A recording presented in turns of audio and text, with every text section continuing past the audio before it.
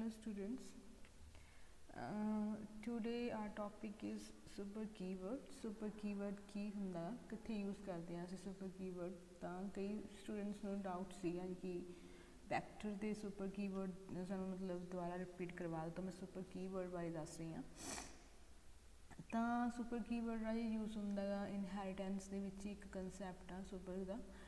ਜਦੋਂ ਅਸੀਂ ਕੋਈ क्लास बनाने ਆ पेरेंट क्लास जो आप कहने बेस क्लास जिन्होंने कह बेस भी बेस कह सकते हैं पेरेंट्स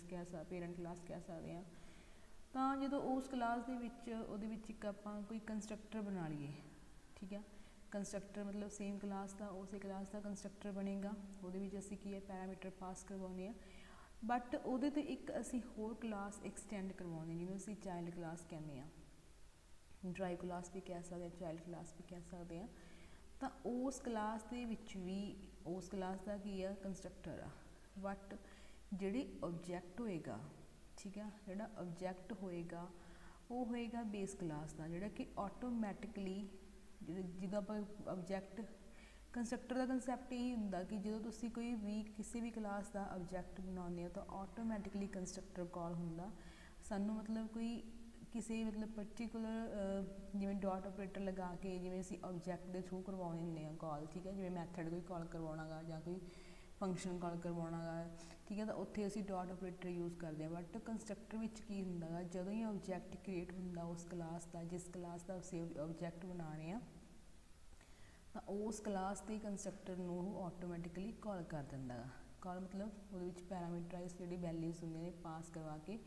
मतलब उन्होंने कॉल करना जो कि सानू रिटर्न की दिंदा वो रिजल्ट दिंदा कंस्ट्रक्टर बट ये प्रॉब्लम की आ कि मैं एक सब क्लास लै रही हाँ एक मैं सुपर क्लास लै रही हाँ हुण सुपर क्लास भी मैं एक कंस्ट्रक्टर बनाएगा तो मतलब जी मेरी सब क्लास आ वो भी कंस्ट्रक्टर बनाया बट मैं जो ऑब्जैक्ट आ वो कि क्लास का बना रही हाँ मतलब जो ऑब्जैक्ट बना रही हैं वो कि क्लास का बना रही हैं सब क्लास का तो इत्थे वो ऑटोमैटिकली किनू कॉल करेगा सब क्लास के कंस्ट्रक्टर नूं तो हुण सुपर क्लास के कंस्ट्रक्टर का काम तो खत्म हो रहा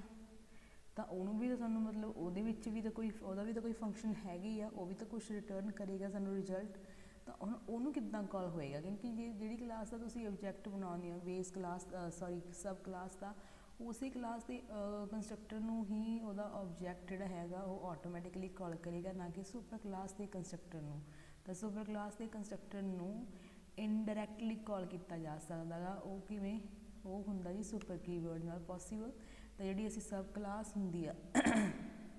जिवें हुण क्लास बैडरूम आ ये रूम क्लास तो एक्सटेंड हुई आ हुण जिवें क्लास मेरे को बैडरूम ये कि एक सब क्लास आ रूम की एक सुपर क्लास आ मतलब एक्सटेंड हुई है बैडरूम रूम तो रूम का भी एक आपका मतलब होएगा कंस्ट्रक्टर इस प्रोग्राम एक्सल मैं पूरा प्रोग्राम नहीं है बनया हुआ इस करके मैं हाफ प्रोग्राम के समझा रही हूँ कि मेरे को रूम नाम की चलो उपर क्लास बनी हुई है वो मैं वह रूम नाम का कंस्ट्रक्टर लैता जिद अलग पैरामीटर पास करे होंगे हम जो तू असी ऑब्जैक्ट बना रहे हो तो आई वाला कंस्ट्रक्टर कॉल हो रहा है ये पैरामीटर किन्ने तीन सानू वैल्यू भी तीन पास करवानिया पईयां ने जो ऑब्जैक्ट कॉल ऑब्जैक्ट क्रिएट होएगा देखो 14 12 तो 10 कॉल तो ये हो गया बट जो सुपर क्लास का कंस्ट्रक्टर आ कॉल वो भी करवाना चाहती हूँ मैं किमें होगा तो वो वास्ते मैं की यूज़ कर रही हाँ सब क्लास के कंस्ट्रक्टर के मैं सुपर कीवर्ड यूज़ कर रही हाँ हुण सब क्लास के सुपर क्लास का जो कंस्ट्रक्टर से वो दो पैरामीटर पास करवाए हुए थे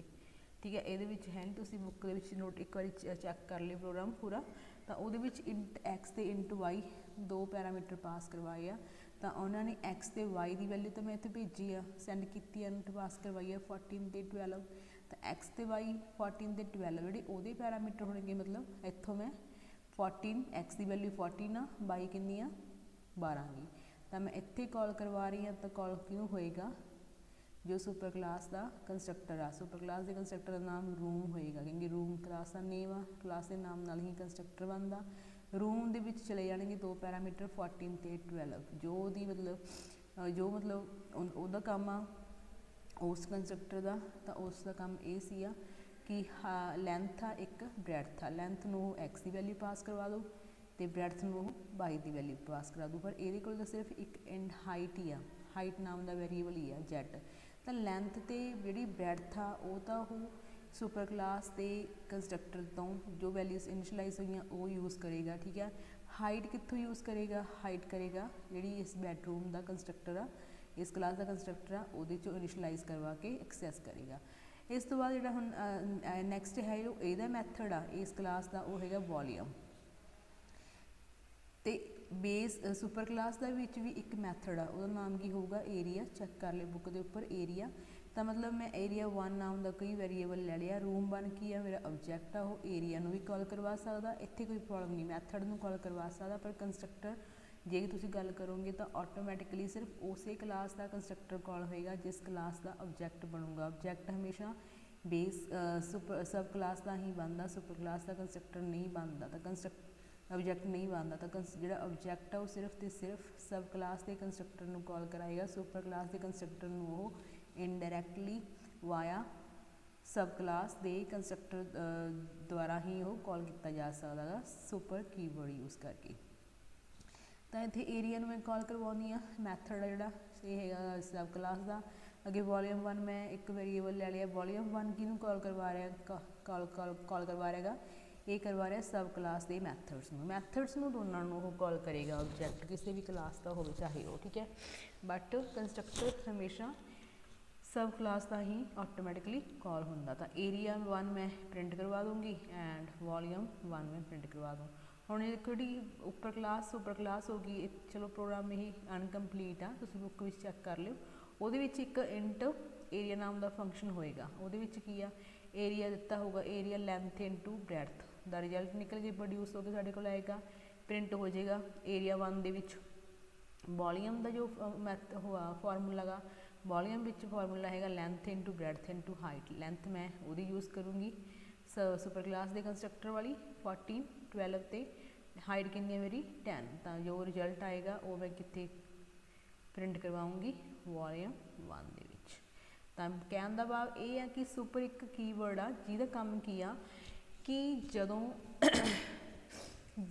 जदों बेस क्लास का देखो हमेशा इनहेरिटेंस के विच सुपर क्लास की कदे भी ऑब्जैक्ट नहीं बनेगा, सब क्लासिस का ऑब्जैक्ट बनता। सब क्लास जी क्लास एक्सटेंड हुई होंगी आ, जे फॉर एग्जाम्पल सुपर क्लास कोई कंस्ट्रक्टर आ तो सब क्लास के भी असी सेम उस नाम का कंस्ट्रक्टर बनाएगा सब क्लास के नेम नाल दा, तो हमेशा ऑब्जैक्ट बनेगा सब क्लास का। तो उस क्लास का ऑब्जैक्ट जो बनता तो ऑटोमैटिकली सिर्फ तो सिर्फ सब क्लास का ही कंस्ट्रक्टर कॉल होएगा, सुपर क्लास का कंस्ट्रक्टर कॉल नहीं होंदा। सुपर क्लास के कंस्ट्रक्टर को कॉल करने के लिए सानू सब क्लास के constructor they which super keyword की हैल्प नाल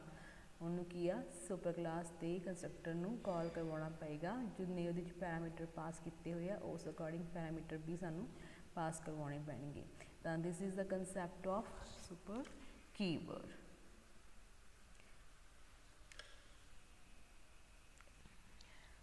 नैक्सट वाली जो टॉपिक होएगा आप नैक्सट वीडियो में डिस्कस करते हैं। Thank you so much.